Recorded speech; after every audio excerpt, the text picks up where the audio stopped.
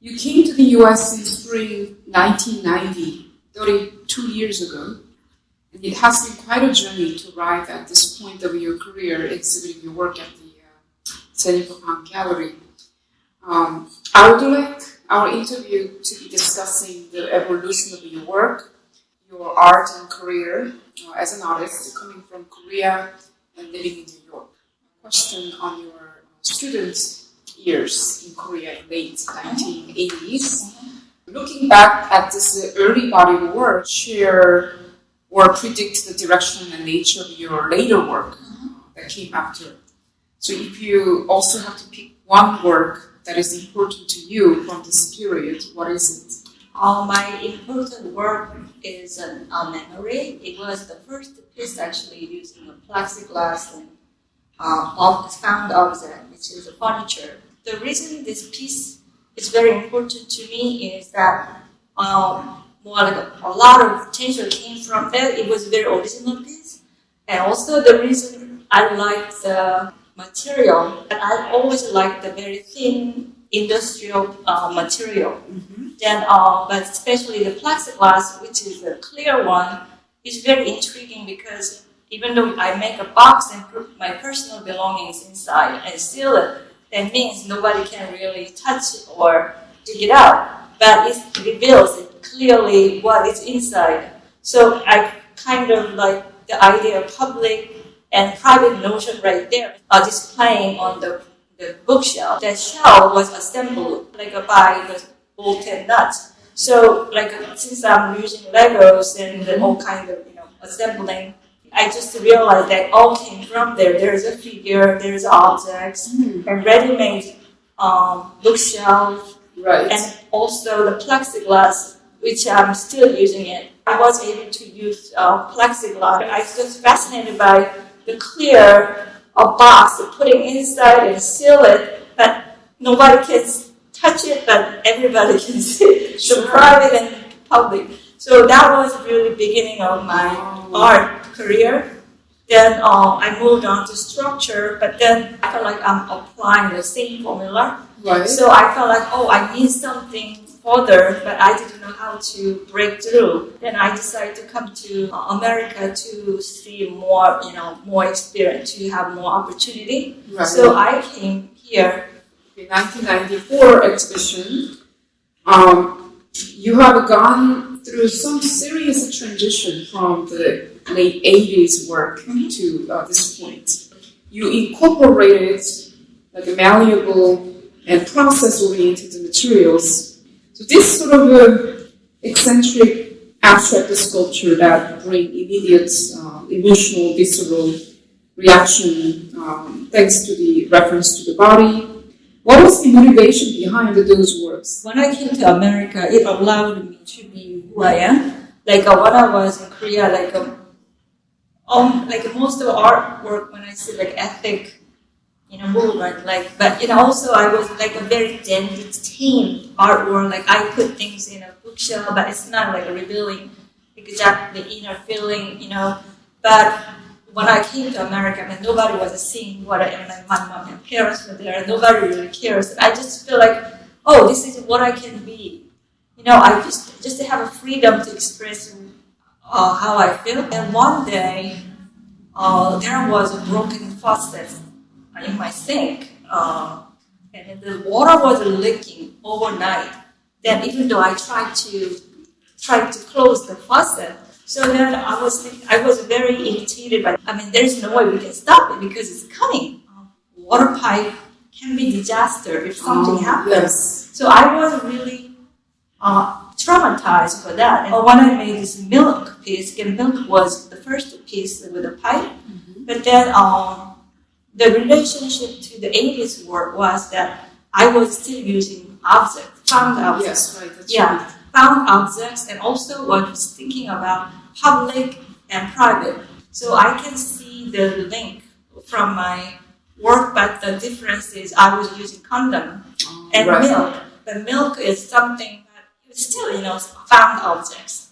Yeah, and then mass-produced industrial materials, and also like public and private, notion.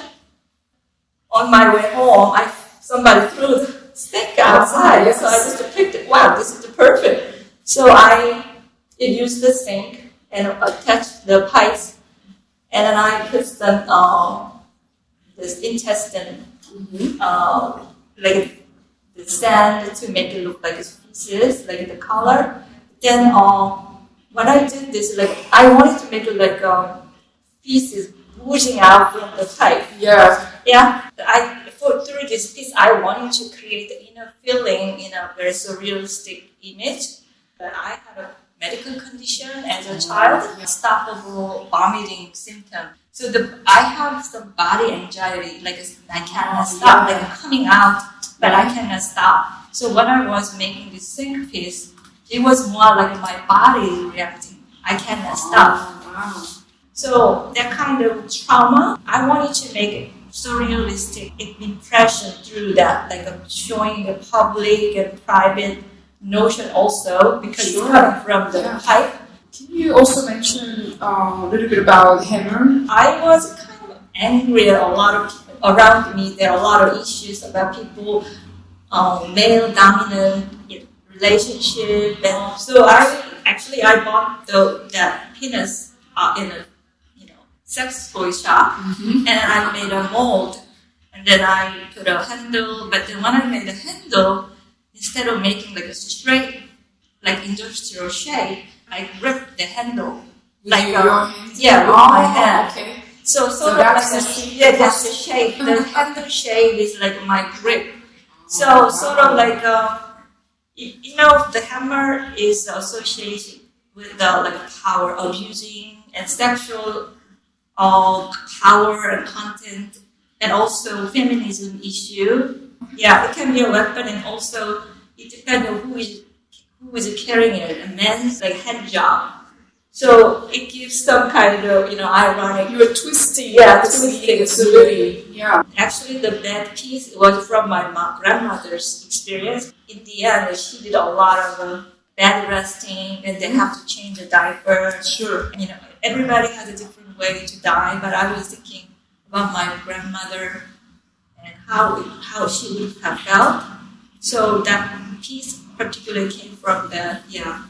So there's a lot of link to your personal biography and also your personal experiences living as a woman, the identity politics and difference in otherlies were fashionable buzzwords in the art world at the time, especially at the 1993 Whitney Biennial, where they emphasized multiculturalism and sexuality and issues on race and gender. Working as a Korean female artist in the heart of the contemporary art world in New York City, do you feel like you were encouraged by the celebration with multiculturalism at the time? Yes, I think I got an opportunity.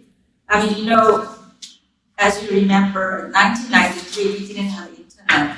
So most of the information came from visiting galleries and visiting actual exhibition, and from word to word. Other than that, we don't have any other access. So I didn't really know what was going on because I was in school and making my own work, but I'm sure the atmosphere was floating, and without knowing, maybe I was feeling that influence. When I went to Whitney Biennial, I was really shocked because, my gosh, it's already, like everybody is thinking about, like I do. I started wondering about what multiculturalism really means, because I was walking around so many churches. Like, there's a Norwegian church, Hungarian church, Italian church, Spanish church, and Roman Catholic. But then we are talking about black and white, racism, gender issue, but in the past, it's not just about black and white, and white against white, Protestant against Roman Catholic. So it's like, it's just about the world, it's just about war. It's not about one dimensional thing, like a black and white. So I started thinking, multiculturalism is not about me, it's about building. We don't really can change, we cannot change, but I think we have to give a space people to get in. But now we don't have to force ourselves, just accepting. When I first came here, it was really hard to accept the culture. Started doing all over, like, as a child. If I have that much difficulty, other people will have the same feeling. Like when you are trying to learn something new, always hard. I wanted to bring the kind of unity. After I graduated from MFA, I worked different jobs, but one of them was a flower shop. I think art should be that way, like you experience in life, it invite to the circumstance, and then you discover, you know what I mean? Because you try to connect your life and your job, and then because you see things we don't know before. Yes, so it sounds like you're just absorbing whatever environments or materials were available to you, and you incorporated and tested them as a part of your practice. So after graduating from Pratt in 1995, you got through some period of experimenting with a wide range of props, materials, and medium, body casting, using furniture, box containers, and you also started using numbers into your work. Could you tell me more about this period of experimentation? I would like to learn more about. So my hardest time was during the time after MFA until I get into the later piece. I felt like I have to move on to something to experiment more on various materials and experience in art practice. At the time, I was working in a flower shop, and I encountered flower, which is totally opposite from intestine. It was kind of ironic, but I started picking up flowers and started making work. I thought that was also artist's ability to pick up things which they didn't really expect. It doesn't have to be always planned. Sometimes, artistic people, talented people can just replace things to create something out of nothing. That was the time era for me. I felt like I have to find something from nothing. And then I was clinging on to my job. And then I grabbed flowers, and in the meantime, my husband back then, my boyfriend, was working in a health department at Pratt Institute. They are throwing a whole bunch of expired medicines. It was a tablecloth and topiary and the pill. So I think naturally I was shifting to the nature landscape. So then later on I made a moss table with the fringes around, kind of plant, artificial flower, and pills.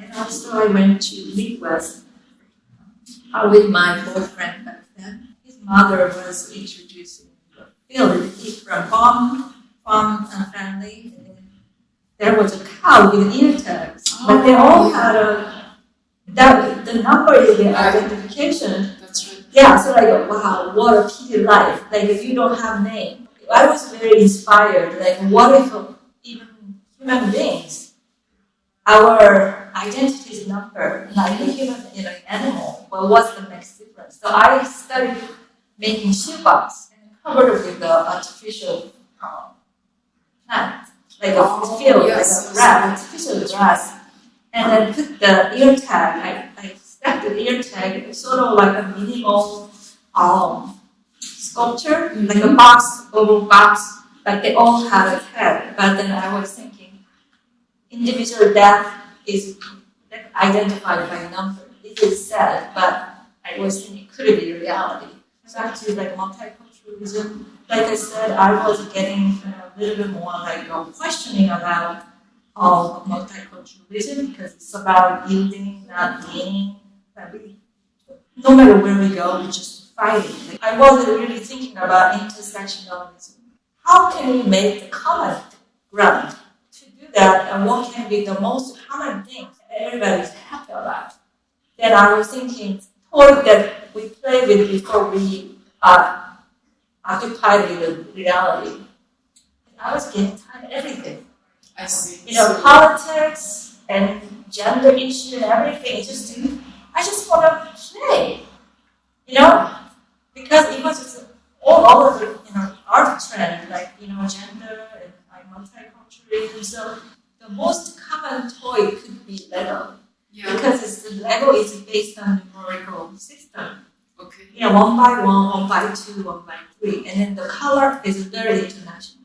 It covers every color things. So this choice using Lego comes out of your desire to erase the cultural identity. You wanted to find something material that is universal. It's a common thing. So then later on, my America piece came out because I used the guns and sword and putting on the plastic. I started making a lot of fun with it. Then it became very narrative because I was talking about political issue that, but I'm trying to be more satirical. Like, children's toy, can be violent, issue. I thought, why don't I just make more like the formalism, formalism or abstraction with the language. And then I was thinking Lego has element, architectural element. And I was thinking, wait a minute, doors is for house, and then why do I make a house? Because Lego itself is already portable. So you have shifted from the process-oriented sculptural work to the hard medium in geometric fashion, building portable size sculptures that are in shape of some of these showcase pieces are also in the shape of furniture or drawers and containers, but at the same time they are referencing houses and apartments. So when did you notice Braille, and could you share the evolution of your practice? The use of Braille is really way back before the Lego. I came to New York, and there's a minister living in New York City, and then I thought, I need to get into school. So he helped me to go to Hunter College. And what's that? And he said, this is Braille, and this is for the elderly. Right. America is more concerned about, handicapped people rather than Korea. So that, wow, this is great. And I tried to learn English. Advertising was hard for me. Like, what does that mean? I was like, I was completely blind. So I just put myself in the position. What's the difference? So this is an interesting Braille came out of your frustration in the ability to communicate freely in foreign language, in English. Okay, so that's really interesting. And then you merged this idea of Braille, conceptual idea, into visual vocabulary, and you also incorporate that with using Legos. Can you tell me a little more about that? I ordered a Bible. Okay. And then they were very happy to give Bible, and I have a stack of Braille. Braille. I started using them, some of them, and I still have them, but I didn't have a chance to use them all. But then I was piloting, and then that time I was thinking about what if people can be heard, so I put the Braille on the TV screen and listening, without seeing. At that time, I was not really doing that much Braille with Lego because I was not really reading it. I wasn't able to read that much. And which period are you referring to? Now it's the 2000. Okay. I made a TV with a Braille, but which I didn't know how to read it. But at the time, I started doing more Braille work, but non-Braille content, like putting on the plexiglass, so touchable, not tactile. So you're using them as a conceptual ways, not necessarily to be read by blind. Yeah. And also how you transport them into number system, and and then you appropriated some of the very famous, well-known pieces by Tracy Emin and Felix Gonzalez Torres, which is part of this exhibition currently. Where does that idea come from, and can you talk about that? Tracy Emin's piece and Felix Gonzalez's piece, I was very touched by his idea, like his frustration. The time is, we cannot stop. So I was thinking, what if I make the clock itself as a perfect rubber? The perfect rubber, the concept can be embedded in the clock, and they never can be apart. So like roughly, I was able to make the exact format as a clock. The division, then 12, 3, 6, 9, and then they all divided by exact. How you choose which text, which film you like to express? So I tried to mimic the reference, the scenery, cinematography. The window with desire was about communication. Like it's also black and white film, so I use a black and white angel who came to the earth, then to observe what people really feel. The frustration part was human cannot communicate with angel. So he was talking to angel all the time in the beginning, that he wanted to be a human. But when he's next to a human, he cannot communicate. Right. They don't recognize him. So then only way to communicate is being a human being. So this is like a result beyond human and the angel. So I just explain with the Braille and shape, and especially this piece, I try to make the optical images. Yes. Like we don't know which one is Braille and which one is just abstract forms, but only by touching it we can read it. So like equally they're relevant. Paris, Texas also is about communication, like the miscommunication led them misery, and it's stricken apart. So the black, red, gold color is representing the character in the movie, and then the frame is between them, obstacle to separate them. So there's one side of the mirror. So I just put the text that I like, and then just to make the real form and so abstract painting. This is color purple. I know I'm not African American. I really recognize myself as a woman. How women can be treated. It doesn't matter if they're African American, Asian, or white. Women always in the same way, the way they're treated. So I really like the movie, and I like the quote. Especially that particular piece that has a different tone, like not bright, or it's very monotone, bright, like brownish. So I was thinking about how much tone of African American, and also the ending scene and beginning scene. There is a flower field, purple flower field. So to represent that, I kind of making the whole movie as a picture. That picture also. That artwork is more sculptural rather than other things. But I wanted to make like a dripping, like a swirl, and then when you see from the side, it's more like a crocodile. So I really want to make an intersectional piece in one public space.